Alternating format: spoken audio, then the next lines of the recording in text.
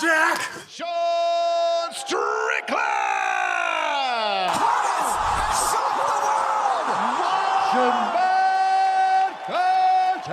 Fall down, Jack! I just assumed. I don't know. So Lance is filling in for Max and Jamie, and he keeps putting shit on the board. So Lance, what would you like us to talk about, Lance? A lot. Like you actually talk about, Why did you go? championship and shit. Oh yeah, I guess I did win a championship. Okay, So so fight card recap because that's the only way to get you tied into this shit. okay, fight card recap. Bam. I don't know these motherfuckers. Who won? Honestly, I didn't watch most of these. I didn't Not watch gonna prelims. lie. We could just. I did watch these. I don't remember. I remember this kid. I was on the bus with him. He's a nice guy. How'd Which he do? one? Charles or Blood Yeah, Diamond? you gotta Dude, have Blood context to Diamond. that. What about his post-fight speech? But Blood Diamond, like where the f did they find this I guy? enjoyed that. Like after he lost, they changed his name back to his Mike whatever. I'm like, bro, they took your nickname from. But me. it's like, dude, how is Blood Diamond like? You were named after like a Something horrendous- horrible? Yeah. like like it's not like the Blood Diamond Defender. It's like you are Yeah.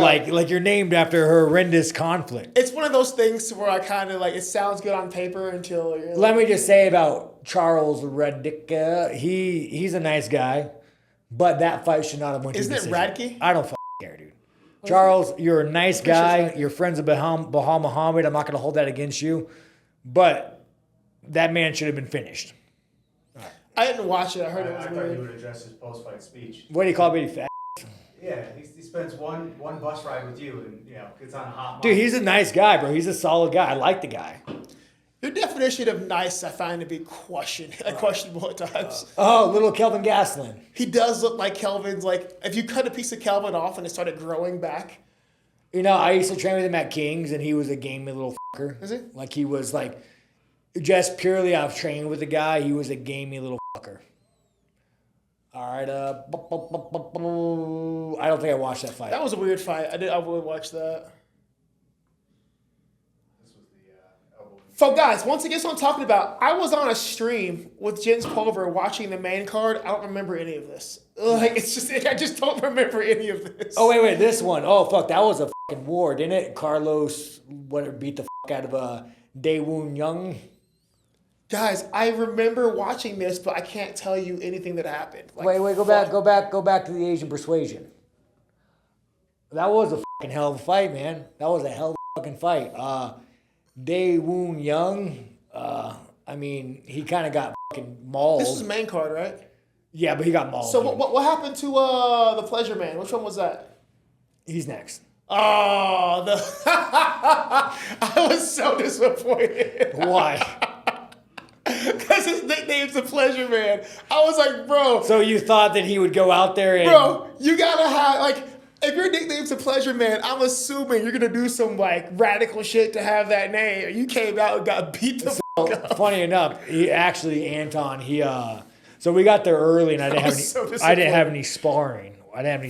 So he pretty much just like, me and him sparred all week. And he wasn't bad, but like, you could watch the fight. Like, you look at this guy. What is he, New Zealand? I'm sure this guy's fucking nuts are tattooed. Like, this guy looks like, even looking at this guy, you can tell he wants to throw some bombs. You can just tell. Like, he looks like an angry guy. I'm sure his dad probably him or something. Anyways. Did he stab him?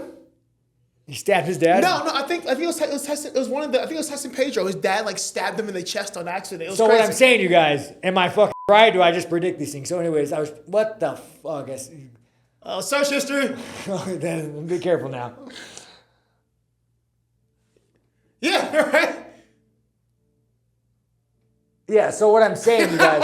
Yeah, right. So, no idea that story existed, but you can look at that man and say, you know what, he's an angry, whatever the fuck he is. No idea this existed. But anyway, so I'm training with Mr. Anton, and he's just like playing patty cake, and I'm like, I didn't even know who Tyson Pedro is, but I'm like, dude, like you're fighting, you're about to fight a man who, if there's no rep, wants to kill you. I was like, close your fucking hands and throw a bomb. In all fairness, if your name's a Pleasure Man, I assume you're more of a finesse guy than like a rage. So I'm not saying that Anton's not a bad fighter, but the nuts need to get a lot fucking bigger if he wants to be in the UFC. Oh man, that was I really like that Austin. Yeah, he was a nice guy. Man, these fucking Islanders, dude, they're fucking. That's where Ray Cefo's from. Is he from? Yeah, he's from Slovenia. So let me tell you guys, Ray's the only guy I want to fuck with. Bro, how fucking hats off to Felipe. Yeah, that kid fought his ass off. Like, that kid really fought his ass off. Bro, how fucking amazing were those combos he was throwing? So I've said it before on multiple, and I've said it in here, I've said it in interviews. Manel is the guy that when you were with him, you realize that Manel is just better at fighting than you are. Like, it comes really natural to some people. I think that shit comes, fighting comes so natural. I'm in the back room watching him, and he's hitting these fucking combos, and I'm like, are you just throwing this? Are you actually doing this on the fly? Yeah, fucking. Yeah, Manel's just better at fighting than you. I seen that guy in the airport on the way home, and dude, Bro, that man is definitely gonna forget where he parked his car. I gotta say, he fucking fought his ass. I was impressed. Oh, he's Brazilian, it's a bad. Manel's not the guy you want for your first fucking fight, but he fought his fucking ass off. He's such a nice guy, but he's so angry, Manel. He's got rage in him. Manel's got rage in him. I always see him in the gym. He's the nicest guy, but he's a very angry little man. If you guys don't know, Manel dresses like your crazy old uncle. He's got the socks pulled up to his knees. He's got his little beige shirt, shorts on. Who's next? Shit. But yeah, no, Manel he's a bad. Yeah, Manel's tied to it. Oh man, Ty. Oh, why did you guys? I called this before it happened, and everybody's like, "Oh, Ty's fine." And I was like, "You all keep giving him really fucking tall strikers." Yeah, you're telling me. Who is the favorite? Who is the favorite on this fight? I'm pretty sure Volkov was. Ty was coming off of 2 losses. Yeah.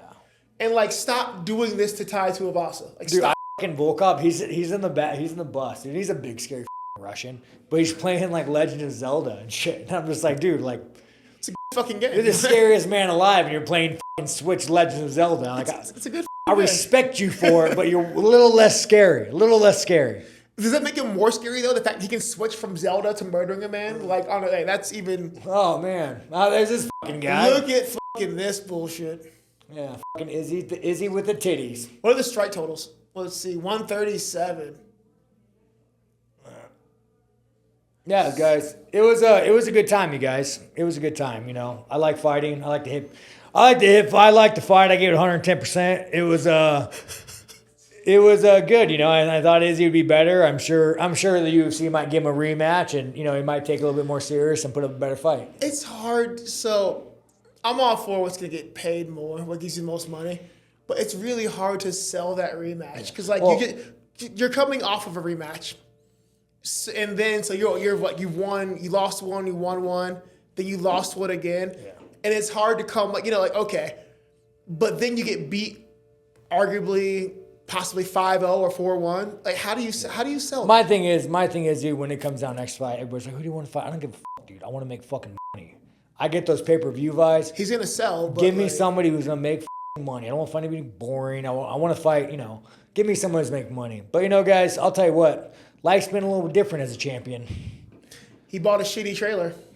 I did get a Harbor Freight $500 trailer, and I bought a new dinghy, a 6-foot dinghy for lobster season. He calls me, "Hey Kurt, come help me build my trailer." You guys, I'm gonna conclude this. I'm gonna conclude this podcast with one thing, and I really want you guys to settle in and listen up to this. Ooh, story time. The reason why I drive a shitty Hyundai is one, I'm cheap, very cheap. But the entire world makes you feel inadequate. Everything we do, from what you wear to what you drive, you are born living in a commercial. When you're a little infant and you're watching TV, you are born looking at Audi and Mercedes commercials. When you handing a kid a cell phone, they are born and they're being brainwashed. And dude, I love America more than anything, but I do not recognize the world we live in. We are creating a generation of boys who judge their character by what they drive and what they wear. And so the reason why, unless someone wants to give me a car for free. This is the speech from Fight Club, by the way. Unless somebody wants to give me a car for free, I'm not doing it. But I just as far as there's a camera in my face, I don't want to participate in making people feel like you are not enough. If you work an 8-hour job, if you do rebar, if you do electrical, I think that the value of you is by how you act, by the kind of father you are. And it's a damn shame. It's a damn shame that we let corporations come in this country and we ruin the idea of what a fucking man is. So as long as I'm a fucking champion, you guys, for you, enjoy your old fucking trucks, enjoy your old beat up fucking Honda Civics, man. Like, you know, and I'll tell you what, and you single guys, you single guys out there that, you know, maybe you want a fucking BMW to get that Instagram pussy. You know, maybe that's what you want. I swear to God, this was the speech for Fight Club. But I'm telling you right now, dude, if you meet a girl and she doesn't want to be with you while you're driving a fucking Hyundai Accent, she ain't the fucking one, dude. So, because that just means she's not a high value woman. You gotta get you a high value woman, not these low value women. Red pill, blah blah blah. Let me tell you, if Andrew Tate was right here, bro, he wouldn't even make eye contact with me. He'd be so fucking scared of me.